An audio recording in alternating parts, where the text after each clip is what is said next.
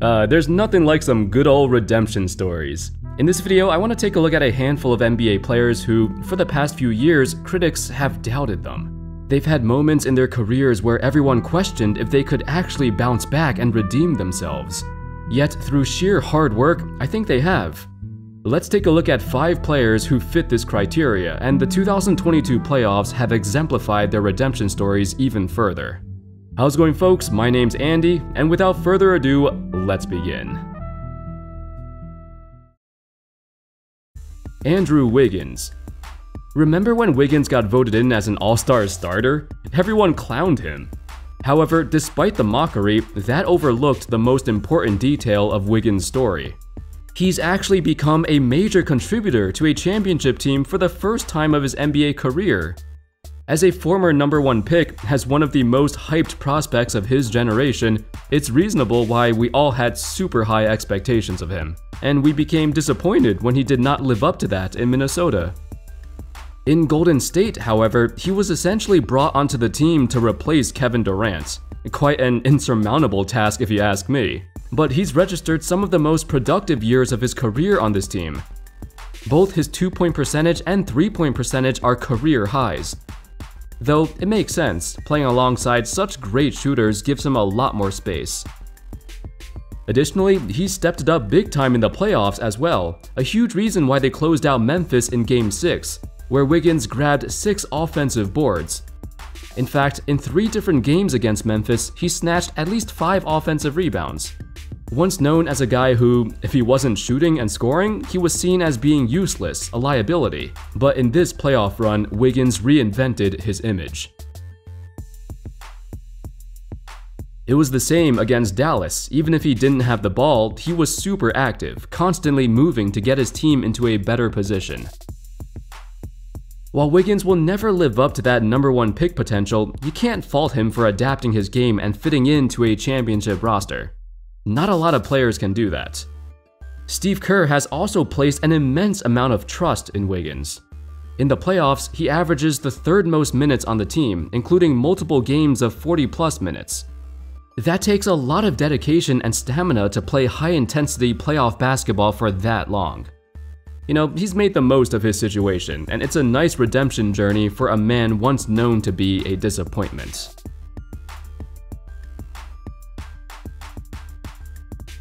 Spencer Dinwiddie. Early in the season with the Wizards, it was a miserable time for Spencer Dinwiddie. A report from Kevin O'Connor stated, "The Wizards want to move Dinwiddie because he looks like a shell of his former self, and his teammates don't want him there." Yikes. When he tried to step up as the leader, Dinwiddie's voice was not welcome. It didn't help that he was in the midst of having the worst season of his career in DC, so he didn't have the right to talk. However, after the trade to Dallas, it shined a new light on his career. Dinwiddie fit into the offense seamlessly and provided some extra relief for Doncic. Dinwiddie turned it up another notch in the playoffs as well. While he was somewhat inconsistent, he showed up when it mattered. He helped close out the Jazz in Game 6 with 19 points and closed out the Suns in Game 7 with 30 points on 11 of 15 shooting.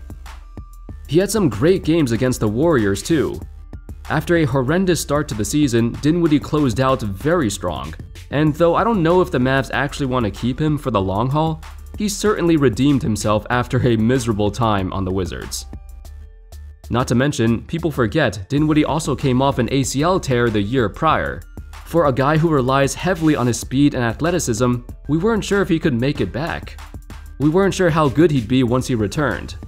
I guess the answer is quite clear now, he's still pretty damn good. Jimmy Butler. I've talked about Jimmy plenty of times in the last few months, but one thing that still boggles my mind is how much he turned it up in the playoffs. He's one of those rare players who, he's not a top 5 player in the regular season, but in the postseason, he certainly plays like one. A good comparison would be Reggie Miller, another guy who's known to take a huge leap in the playoffs. In fact, Butler has already surpassed LeBron in most 40+ point playoff games as a member of the Miami Heat. The reason he's in this video is because the year prior, Butler had a putrid playoff performance.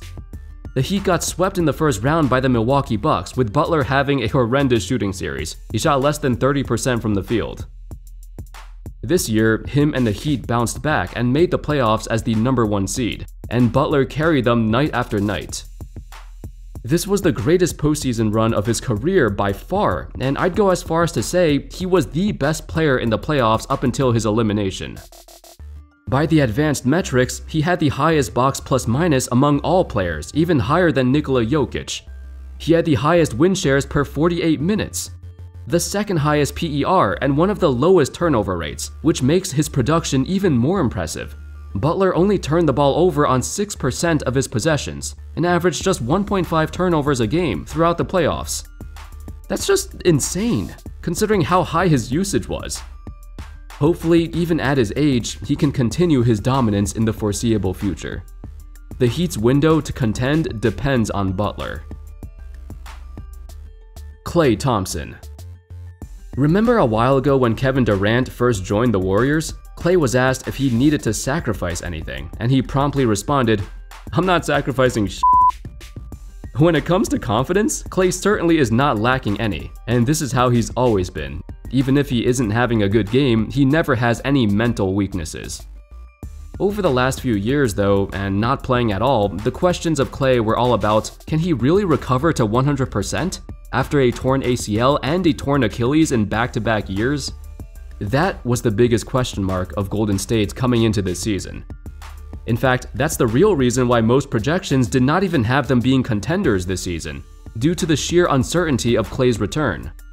So this was his first season back in a while, and he looked fine, but not as good as he used to be.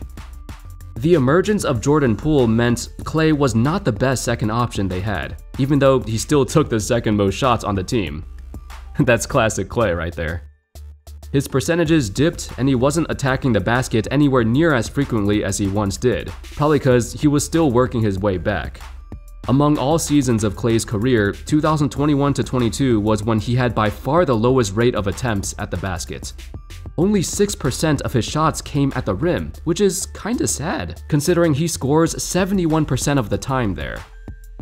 However, once the playoffs rolled around, Klay started looking more like his usual self. Generally, he's still been quite inconsistent, so he's had some monster games, but other games, not so much.